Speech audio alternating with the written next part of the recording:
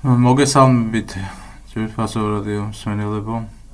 საზოგადოება დღეს ღირებულებათა გადაფასების პერიოდში იმყოფება და დღევანდელი ადამიანი ხედავს ამას, დაკვირვებული თვარი შეატყობს, რომ ფასეულობათა გადაფასება ხდება და უამრავი სათნოება გახდა ანტიპოდის სახე და ნებისმიერი ქმედება თითქოს და თანამედროვე ადამიანისა რაღაცნაირად მისაღები გახდა. და ამიტომ ჩვენ გადავწყვიტეთ, რომ ვისაუბროთ ისეთ სათნოებაზე, როგორიცაა თავისუფლება და როგორ განსხვავდება ის მონობისაგან. რა არის ჭეშმარიტი თავისუფლება და რა არის ჭეშმარიტი მონობა. როდის თავისუფლდება ადამიანი და როდის იმყოფება ის მონობაში. მისი უწმინდესობის სააღდგომო ეპისტოლეში საკმაოდ ვრცლად არის საუბარი აი ამ უდიდეს სათნოებაზე, რასაც ქვია თავისუფლება. ჩვენ შეგვიძლია დავინახოთ მასში უდიდესი სიღრმე, რამდენად დაშორდა დღევანდელი ადამიანი იმ ჭეშმარიტ ხედვას თავისუფლებისა, რომელიც მიანიჭა ღმერთმა ადამიანს. და მისი უწმინდესობა საუბრობს იმის შესახებ, რომ დღევანდელი ადამიანი რაღაც ცრუ თავისუფლების იდეით გახდა შეპყრობილი. თითქოს და ადამიანს სურს აკეთოს ყველაფერი, რაც მას სწადია, ეს მისაღებია, ბუნებრივია თუ უზნეობა. მიუხედავად ამისა, ღირებულებათა ყველა სისტემას თითქოს და გამართლება ეძლევა. სწორედ აი ამ თემის განხილვას ვეცდებით ჩვენ დღეს და უპრიანი იქნება დავიწყოთ თავიდანვე, პირველი ადამის შექმნიდან, ადამის თავისუფლებიდან. როგორი თავისუფლება მიმადლა ღმერთმა პირველ ადამიანებს, რა იყო მათში ეს დიდი სათნოების მატარებელი, როგორ გამოხატავდა ის ყოველივე ამას, ჩვენ ვეცდებით ამის შესახებ ვისაუბროთ. პირველი, რაც ადამიანში დევს წმამდადანო, ეს არის მისი ხატება და მსგავსება ღვთისა. ეს არის უდიდესი წყალობა, ეს არის უდიდესი ჯილდო ადამიანისა. წმინდა მამები ასე ამბობენ, რომ ხატება სულის ბუნებაში დევს, ხოლო მსგავსებას ჩვენ ზნეობრივი სრულყოფილებით უნდა მივაღწიოთ. ანუ ხატება არის ჩვენში და აი ამ სწორედ ხატების სულის კვეთებას ჩვენ ამ თავისუფალ ნებას სწორედ ღვთის ხატებაში ვავლენთ. ცდუნების შედეგად, როგორც ხედავთ ჩვენ, ადამიანმა არათუ მოიპოვა თავისუფლება, არამედ პირიქით დაკარგა კიდეც ის.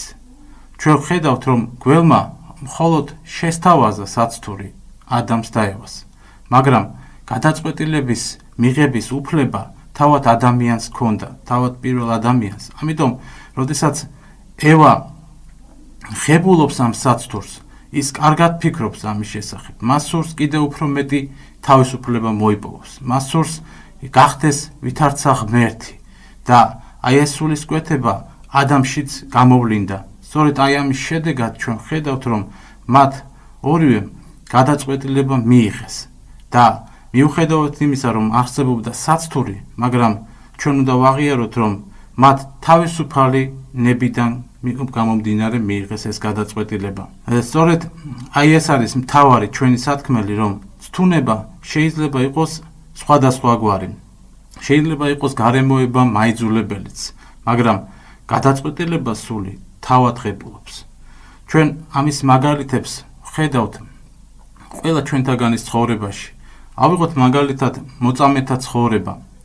როგორი იყო მათი არჩევანი? ჩვენ ხედავთ საოცარ ტანჯვის იარაღებს მათ წინაშე. ხედავთ ოჯახის წევრებს, მშობლებს, ცოლ-შვილს, რომლებიც ევედრებიან მოწამეს, რომ არ გააკეთოს ესა თუ ის არჩევანი, რომ ადამიანმა რამენაირად დარჩეს თავის ოჯახთან, მიუხედავად იმისა, რომ მას უდიდესი ტანჯვა წამება ელოდება, ის მაინც ახერხებს და ამბობს უარს სწორედ აი ამ კეთილდღეობაზე და აკეთებს გადაწყვეტილებას, რომ მოწამეობრივად დაასრულოს თავისი ცხოვრება. ანუ აქ მიუხედავად საცთურისა და საცთურის საკმაოდ დიდი ჩანს, ჩვენ ვხედავთ, რომ ადამიანი ღებულობს სწორ გადაწყვეტილებას, ამბობს უარს ამასოფლის სიამეზე და კეთილდღეობაზე, ოჯახზე და აკეთებს ერთადერთ არჩევანს, რასაც ქვია ღმერთის პატივისცემა და თაყვანისცემა. ამიტომ ჩვენ უნდა ვაღიაროთ ეს, რომ ღმერთმა მოგცა ჩვენ ეს თავისუფალი ნება და ჩვენ უნდა შევასრულოთ ჩვენი ძალისხმევით ყოველივე ის, რაც მის მიერ არის მოცემული. ისმის აქ კიდევ ერთი შეკითხვა, რატომ დაუშვა ღმერთმა ადამიანის დაცემა? მაგალითად, ადამიანი ხშირად ფიქრობს, რომ ხო ღმერთს ყოველივე შეუძლია, ხო შეეძლო რომ არ დაცემულიყო ადამიანი. მაგრამ აქ ჩვენ დავინახავთ ძმანო და დანო იმას, რომ ადამიანი კარგავს თავისუფალ არჩევანს. აქ უკვე ადამიანი ხდება არა იმ თავისუფლების მატარებელი, იმ ხატებისა და მსგავსების მატარებელი, რომელშიც მასში ჩადო ღმერთმა ეს. და სწორედ ბასილი წმინდა დიდი მღვდელმთავარი ამბობს, რომ ჩვენც მაშინ ვხედავთო მსახურის გამოსწორებას, როცა ის თავისუფალია და არა პირიქით, როცა ის შებოჭილი გვყავს. ანუ სათნოება სწორედ თავისუფალ ნებაში ვლინდება და სხვაგვარად სამყარო თუ დავინახავთ ჩვენ, იქნება ნამდვილად პრიმიტიული და ადამიანიც თავისი შემართებით იქნება ნამდვილად არა ისეთი თავისუფლების მატარებელი, არა ისეთი დაჯილდოებული ღვთისაგან, როგორც ეს ნამდვილად არის. ამიტომ იმ ადამიანების საყურადღებოდ უნდა ვთქვათ ჩვენ, რომ ადამიანი, რომელიც თავისუფალ ნებას გამოხატავს სწორად, ის არის მისი მსგავსების, მისი ხატების მატარებელი და ამით დაასრულებს ის თავის ამ ქვეყნიურ ცხოვრებას სრულყოფილებაში. ხოლო ადამიანი, რომელსაც არ სურს ამისი გაკეთება, მაშინ ის ნამდვილად დაასრულებს თავის ცხოვრებას უბედურებაში და ამის საბოლოო შედეგი იქნება ჯოჯოხეთი. ჩვენ თავისუფლებას და მონობაზე საუბრისას უნდა გვახსოვდეს, რომ არსებობს ჭეშმარიტი თავისუფლება და არსებობს კიდე მონობა. წმინდა მამები საფუძვლიანად განმარტავდნენ ამ ცნებას, რას ნიშნავს ეს? მაცხოვრის სიტყვები, უკვე თუ თქვენ დაადგრეთ სიტყვათა ჩემთა და სნად ჭეშმარიტი და ჭეშმარიტებამ განგათავისუფლეს თქვენ. ანუ ჩვენ სამი თემის წინაშე ვდგავართ, ძმანო და დანო. აქ საუბარია იმაზე, რომ ადამიანმა უნდა მოიპოვოს ღვთის სიტყვის შესრულების სურვილი. ანუ პირველი რაც უნდა გააკეთოს ადამიანმა, ეს არის ჯერ ვისურვოთ, ესე იგი გათავისუფლება. ანუ სურვილი გამოაჩინოს ადამიანმა, რომ ღმერთთან ყოფნის სურვილი, ღმერთთან ურთიერთობის სურვილი. შემდეგ ჭეშმარიტების შეცნობა უნდა მოხდეს. ანუ ადამიანმა უნდა დაიწყოს საკითხების გარკვევა, შინაგანი სულიერი მდგომარეობის გამოგექვა, რა ხდება მის სულში, რა სულიერი ზიანი შეიძლება მიიღოს მან ცოდვისაგან, როგორ ამახინჯებს ცოდვა მის სულიერ მდგომარეობას და ბოლოს განთავისუფლდეს ჭეშმარიტების მეშვეობით. როდესაც ადამიანი უკვე დაინახავს ამ თავის სულიერ მდგომარეობას და გადაწყვიტა უკვე რომ მოიპოვოს ეს ჭეშმარიტი თავისუფლება, ჭეშმარიტი ბედნიერება, ეს სწორედ ცოდვებთან განშორების შედეგად შეიძლება მან მოიპოვოს და ამიტომაც ის უკვე მესამე ნაბიჯს დგამს, რასაც ქვია გამოვითხოვოთ უკვე ჭეშმარიტი თავისუფლება. ეს არის განთავისუფლება ჭეშმარიტების მეშვეობით და არა თვითნებობით და თავნებობით, როგორც ამას დღეს თანამედროვენი მავანი გვიქადაგებენ. ეხლა რა არის მონობა? პირდაპირ მაცხოვარი იქვე ამბობს, რომ ყოველმა რომელმა ქნას ცოდვა, მონაარს იგი ცოდვისა. ესე იგი პირდაპირ მითითება, რომ რაც მიუხედავად იმისა, რომ ადამიანი შეიძლება იყოს წარჩინებული, შეიძლება იყოს მეფეც, მაგრამ ის შეიძლება იყოს ცოდვის მორებაში. უკვე თუ ძემან განგათავისუფლოს, ჭეშმარიტად თავისუფალი იყვენითო, ამბობს მაცხოვარი. ამიტომ, როდესაც წმინდა იოანე ოქროპირი საუბრობს თავისუფლებაზე, ის ამბობს, რომ შეიძლება ადამიანი იყოს ბორკილებში, შეიძლება იყოს საპრობილეში, მაგრამ სულიერად არ დაეცეს და პირიქით ამაღლებულიც კი იყოს და პირიქით ადამიანი თავის სასახლეებში შეიძლება იყოს მონა და არა მხოლოდ ერთი კერპისა და ერთი ცოდვისა, არამედ მონა გახდეს ის თავისი შეხედულებებით უამრავი კერპისა და ასევე იგივეს ამბობს წმინდა ნეტარი ავგუსტინე ის ამბობს რომ კეთილი თუნდაც მსახურებდეს და ემორჩილებოდეს და იყოს უმძიმეს მდგომარეობაში მაინც თავისუფალია ხოლო ბოროტი თუნდაც მეფობდეს ის მაინც მონა და ამასთანავე ის არა ერთი ბატონის არამედ რამოდენიმე ბატონის მონა ხდება ანუ ჩვენ აქ თავარი სათქმელი უნდა ვთქვათ რომ თავარი ბრძოლის ველი სწორედ ჩვენს გულში გადის ჩვენ ვერ ვძლევთ საკუთარ საპრობილეს თუ არ განთავისუფლდით შინაგანი სულიერი სიმძიმეებისაგან შინაგანი სიბინძურისაგან და როდესაც იწყებს ადამიანი ღვთის მოშიშებით ცხოვრებას ღვთის მონობას მაშინ ის ხდება თავისუფალი აი ამ ცოდვის მონობისაგან სიტყვებში მონა ღვთისა უდიდესი თავისუფლების საწყისები დევს ძმანო და დანო უნდა ვიცოდეთ რომ ჭეშმარიტი სრულყოფილება სწორედ აი ამ ღვთის მონობით მოდის და პირიქით როდესაც ადამიანი განეშორება ღმერთს ღვთის მოშიშებას მაშინ ის ხდება მონა რეალური მონა თავისი უბადრუკი ცხოვრებისა და ადამიანი რომელიც შეეცდება და მიელტვის ღვთისაკენ ის გახდება აი ამ ღვთის მონობით უკვე შვილი ღვთისა და სწორედ აქედან უკვე გვეძლევა ჩვენ უფლება იმისა რომ რეალურად ვთქვათ და უწოდოთ ღმერთს მამა იმიტომ რომ თუ არ გავხდით ღვთის მოშიშები ღვთის მონები ჩვენ ვერ გავხდებით მისი შვილებიც ჩვენ ისტორიული მონაკვეთები ცხადყოფს რომ დაცემის შემდეგაც ჩვენ ხედავთ რომ ძლიერ დაზიანდა ადამიანის სულიერი ბუნება ჩვენ ხედავთ რომ ადამიანი უფრო მეტად გახდა ბოროტებისკენ მიდრეკილი დაიწყო ძლიერებმა უმცროსების ჩაგვრა და აი ეს მონობის არსი როგორც ხედავთ ჩვენ სამოქალაქო მონობის არსი ფაქტიურად დამკვიდრდა საზოგადოებაში და დაცემის შემდეგ სწორედ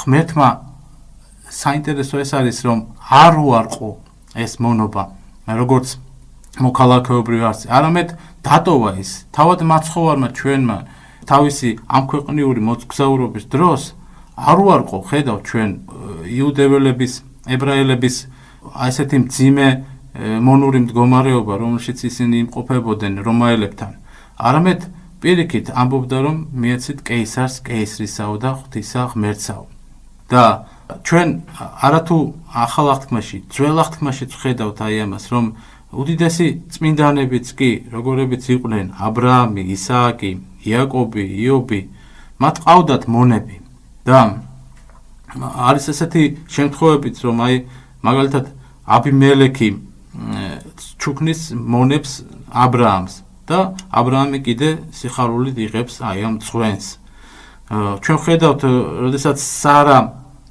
აბრაამს ეგვიპტელი მხევლისაგან აგარისაგან უშვა შვილი ჩვენ ხედავთ რომ სარა ჩაგრავს აგარს იმიტომ რომ დაიჩთილა ის ღვთის წინაშე და მის წინაშე და ამიტომ აგარი გარბის სარასაგან მაგრამ ყურადსაღები აქ ის გარემოება გახლავთ რომ ანგელოზი აჩერებს აგარს და ეუბნება დაუბრუნდი შენს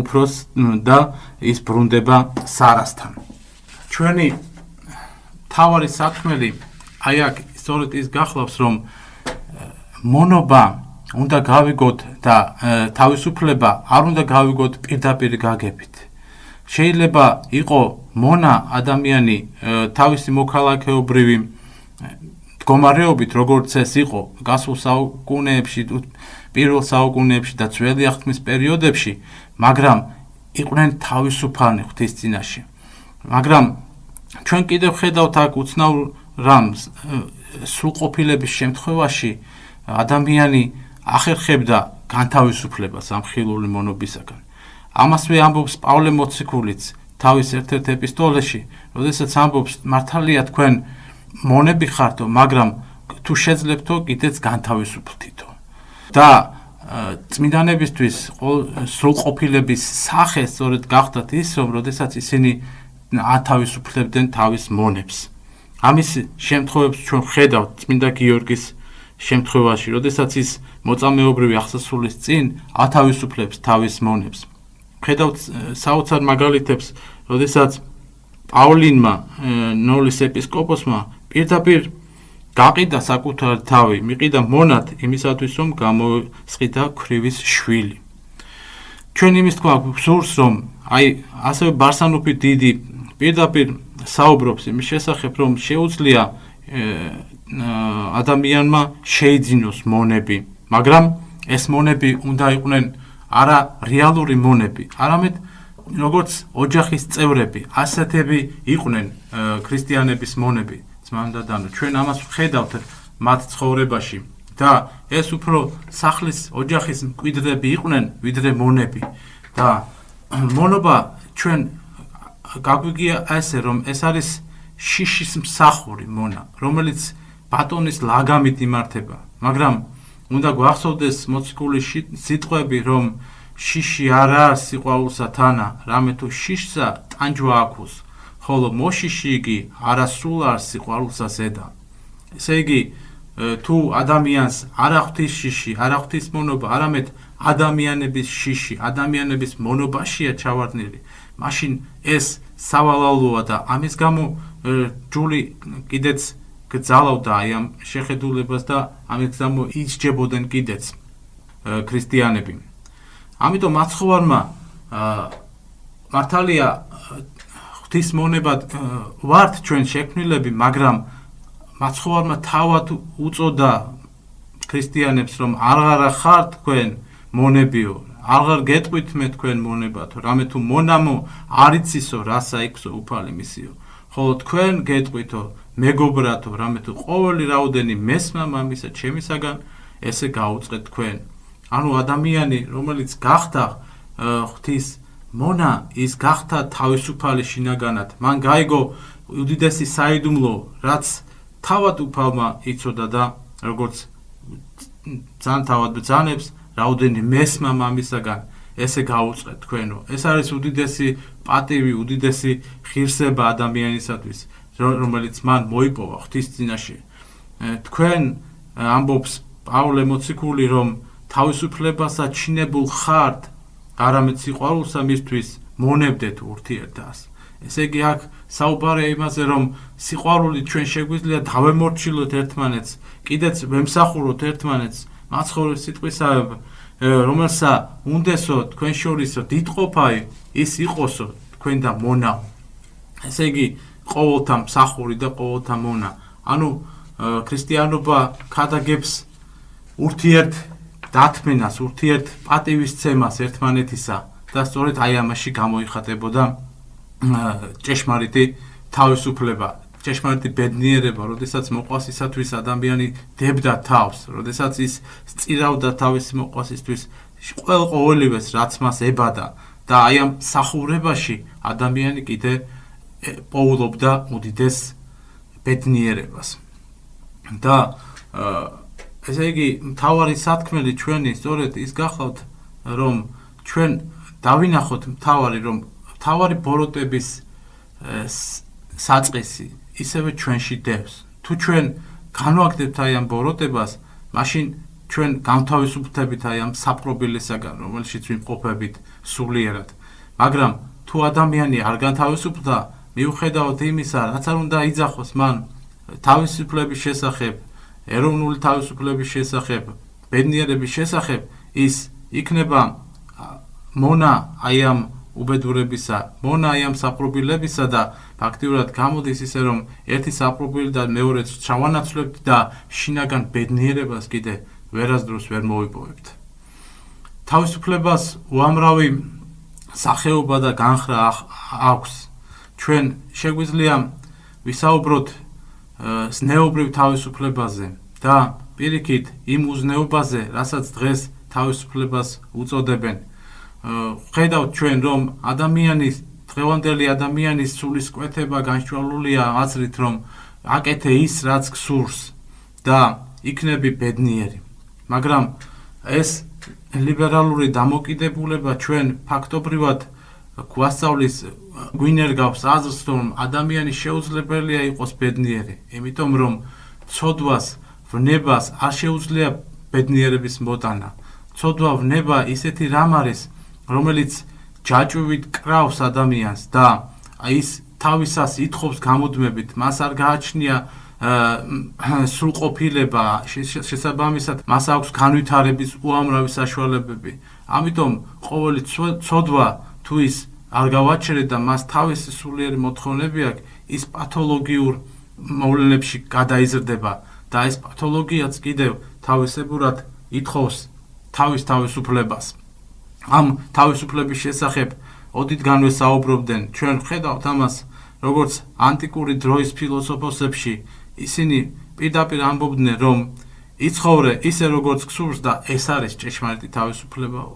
ამ აზრებს ვხედავთ ჩვენ უამრავ ფილოსოფოსის თხზულებებში, არისტოტელესთან, სოკრატესთან, ციცერონთან, მაგალითად პლუტარქთან, ის თავის ტრაქტატში ცრუწმენაზე ასეთ რამეს ამბობს, რომ ათეიზმს მიყავს ადამიანი უდარდელი ცხოვრებისაკენო, ვინაიდან ღმერთის უარყოფელთა მიზანი იმაში მდგომარეობს, რომ განთავისუფლდეს ღვთის შიშისაგანო. ანუ მიზანი ფაქტობრივად არის იცხოვრო ღმერთის გარეშე და ყოველივეს ბატონ პატრონად გამოაცხადო ადამიანი. სწორედ ეს გააკეთეს, საფუძველი ჩაუყარეს ძველმა ფილოსოფოსებმა და შემდეგ თანამედროვე უფრო მე-18-მე-19 საუკუნის ჰუმანისტებმა და იდეალისტებმა ამას კიდევ უფრო ფართო გასაგანი, ამას კიდევ უფრო ფართო გასაგანი მისცენ და პირდაპირ ამბობდნენ, რომ ადამიანი ჰუმანისტი უნდა იყოს ყოველივეს ამ ქვეყნიურის მატრფიალებელი და რომ მისთვის უცხოა ის ფანტასტიკური სამყარო, რომელსაც ქრისტიანები თავაზობენ, ესე იგი საფლავს მიღმა. აი ესეთია დღევანდელი ჰუმანისტის შეხედულება. ის ამბობს, რომ ღმერთი მისთვის მიუღებელია ისეთი არსით, როგორც ჩვენ ვიცით, იმიტომ რომ ეს სისტემატიური აკრძალვები, რომელიც გააჩნია ქრისტიან კანონმდებლობას, ჯულის კანონს, მათთვის ყოველადვე მიუღებელი ხდება. მათთვის მიუღებელია ჯულის კანონი, მათთვის მიუღებელია მცნებები, რომელიც ადამიანს მართალია კრავს გარკვეულ მაწუხებში, მორჩილებაში ამყოფებს, მაგრამ აი ამ მორჩილებას მოაქვს სწორედ თავისუფლება და პირიქით ვნებების თავისუფლებას, თავაშვებულ აღვირახსნილ ცხოვრებას მოაქვს უზარმაზარი ზიანი ადამიანისათვის. და აი ამის იდეოლოგები, როგორებიც იყვნენ, მაგალითად სიგმუნდ ფროიდი, ის გახდათ ფუძემდებელი აი ამ უზნეობის დანერგვისა. ის ამბობდა საშინელ სიტყვებს, რომ თავდაპირველად ყოველივეს თავი და არსი არისო სექსიო. ის ამბობს, რომ ყველა პრობლემის გადაწყვეტილება სწორედ აი ამ სექსუალურ დაუკმაყოფილებაში დევსო. ეს არის საშინელი ამაზრზენი მდგომარეობა ადამიანისა, რომელიც განვითარდა, შემდეგ ამას ფსიქოლოგიის მეცნიერების სახე მიეცა, მაგრამ სინამდვილეში ეს იყო პათოლოგია. აი ამ საშინელმა უზნეობამ მოიტანა ის, რომ ადამიანი ფაქტობრივად გახდა პირუტყვის მსგავსი თავის შეხედულებებში, ვინაიდან მისთვის სიწმინდე ყოველადვე მიუღებელი გახდა და ერთადერთი რაც მას რჩებოდა, ეს არის თავისი ავხორცული ვნება და აი ამ ავხორცულ ვნებაზე მან ააგო თავისუფლება, მან ააგო თეოლოგია, მან ააგო თავისი სწავლება და ეს ფროიდის მოგონილი რამ შემდეგ განავითარეს მათვე. მაგალითად იყო ამერიკაში ესეთი ექიმი კინგსი, რომელმაც პირდაპირ დაიწყო საუბარი სკოლებში სექსუალური აღზრდის შესახებ. ჩვენ ვიცით ამის შესახებ, რომ მე-20 საუკუნის დასაწყისი ამერიკისთვის და მთლიანად ზოგადად მსოფლიოსთვის გახდა სექსუალური რევოლუციის დასაწყისად. ის ამბობდა, რომ ადამიანმა ბავშვობიდანვე უნდა ისწავლოს ეს, რომ შემდეგ არ შეექმნას პრობლემები თავის ცხოვრებაში, მაგრამ რეალობა კიდე სხვა რამეზე მეტყველებს და თავად ამერიკელებმაც კი მიხვდა ეს და აღიარეს, რომ კინგსის ესეთი სწავლება შეადარეს ნაცისტების სამედიცინო გამოკვლევებს, ჭყალებში, რა თქმა უნდა, გამოკვლევებს, ვინაიდან ეს არ შეიძლება იყოს მეცნიერება, გარყვნილებას მხოლოდ ზიანი მოაქვს ადამიანისათვის. ის ყალიბდება, ბავშვს აყალიბებს სიმახინჯეში, სულიერ პათოლოგიაში, რომელსაც არაფრით არ შეუძლია თავისუფლების მოტანა, არაფრით არ შეუძლია სიწმინდის მოტანა. ესეთი ადამიანი გამუდმებულ ტანჯვაში იქნება, ვინაიდან ცოდვას მხოლოდ ტანჯვა მოაქვს და აი ამ რევოლუციონერების, ამ სულიერი რევოლუციონერების შემდეგი ნაბიჯი გახლავთ ის, რომ პირდაპირ გამოაცხადნენ, რომ შორს ღმერთი, შორს სიცხვილი, შორს კანონები, რომლებიც გძალავენ ჩვენს თავისუფალ მოქმედებას და პირიქით აი ამისი პროპაგანდა ხდებოდა.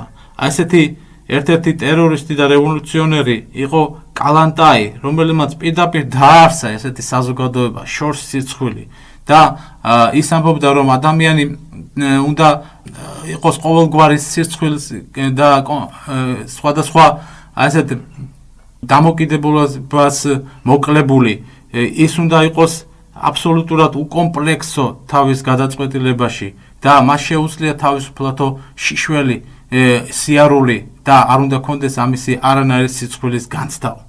მართალია 20-იან საუკუნეებში დასაწყისში მათ ვერ მოახერხეს ამის გაკეთება, მაგრამ ჩვენ ვხედავთ, რომ დღევანდელი საზოგადოება ფაქტიურად აი ამ სულისკვეთებით საზრდოობს. დღევანდელი ადამიანი ფაქტიურად მისი ხედვა, მისი ცნობიერება ფაქტიურად განსჯვალულია აი ამ საშინელი ამაზრზენი ცოდვებით. ვინაიდან ჩვენ ვხედავთ ამას როგორც ტელევიზიით, ისე კომპიუტერით, რომ მასობრივად ხდება გარყნა საზოგადოებისა. გარყნა თან იწყება ბავშვობიდანვე.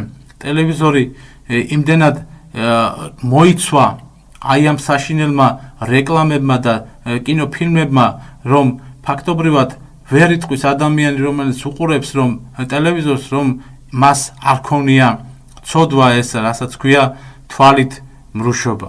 იმიტომ რომ რომელსაც როგორც მაცხოვარი თავად ბრძანებს, რომელსაც შეხედაო გულის თქმითო, მან უკვე იმრუშაო. ასეთია სრულყოფილება სარწმუნოებისა, ასეთია ჩვენი სწავლება და ადამიანი, რომელიც პირიქით ცდილობს, რომ ეცადოს რაღაცნაირად შეხედოს აი ამას, დათქმეს აი ამითი, პირდაპირ ამბობს, რომ მას არ სურს ღმერთთან ცხოვრება, ის არის ფაქტიურად ჯანყის შემომტანი თავის სულში და აი ესეთი ჯანყის შედეგად შეუძლებელია ადამიანმა მოიპოვოს ჭეშმარიტება, შეუძლებელია მოიპოვოს თავისუფლება, ვინაიდან ეს თავისუფლება ღვთის საჩუქარია, ეს მოდის უდიდესი წყალობის შედეგად, როდესაც ადამიანი მთლიანად უკუაგდებს და სძულს ცოდვა და აი ამ ბედნიერებით ცხოვრობს.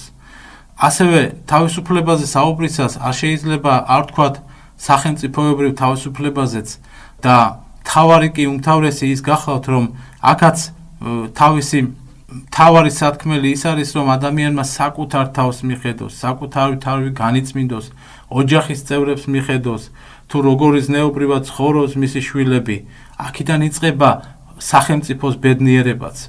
ჩვენ ერთი წმინდა მამის სერბი ნიკოლოზ ველიმიროვიჩის არ იყოს მივანდეთ ჩვენი ცხოვრება საგარეო საქმეთა სამინისტროსო. აი ესე ამბობს პირდაპირ და დაგვრჩა მთავარი, რომ შინაგანი ჩვენი სამყარო არის მთლიანად ცარიელი, რომ ჩვენ მთავარი ჩვენი ბრძოლის ველი სწორედ ჩვენი გულია, ჩვენი გონება, ჩვენი ცნობიერება, ეს უნდა გამოვასწოროთ, ეს უნდა ჩავსვათ იმ ზნეობრივ ჩარჩოებში, რასაც გვასწავლის დედა ეკლესია, რასაც გვასწავლის ჩვენი ადათ-წესები, წმინდა მამათა ცხოვრებები, ჩვენი გამოჩენილი საზოგადოო წევრები, რომლებიც ამკვიდრებდნენ აი ამ უდიდეს ფასეულობას ჩვენში და აი ამ ზნეობრივმა რევოლუციამ, რომელიც დამკვიდრდა უკვე და მას როგორც ჩანს არ აქვს დასასრული ის პირდაპირ ილაშქრებს ადამიანის სიწმინდის წინააღმდეგ, ის პირდაპირ ილაშქრებს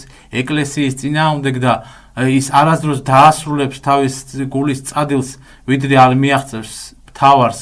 მთავარი კი არის ადამიანი განაშოროს ღმერთს, განაშოროს სიწმინდეს, ჩამოაყალიბოს ის კოსმოპოლიტურ, უსახო, უშინაარსო ცარიელ მასად და აი ესეთი საზოგადოებას წადია მათ, რომელიც შემდეგ იოლად იქნება მართვადი, მას არ ექნება არანაირი პრინციპული შეხედულებები, მათ არ ექნებათ არანაირი ზნეობრივი პრინციპები და ესეთი ადამიანები შემდეგ იოლად მიიღებენ ანტიქრისტეს მეუფებას.